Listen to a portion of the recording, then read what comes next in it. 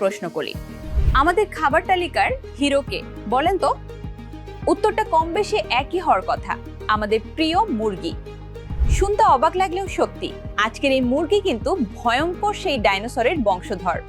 কয়েক সহস্র বছর আগে দক্ষিণ পূর্ব এশিয়ার জঙ্গল থেকে শুরু হয়েছিল মানুষের এই মুরগির শিকার ও পালনের গল্প।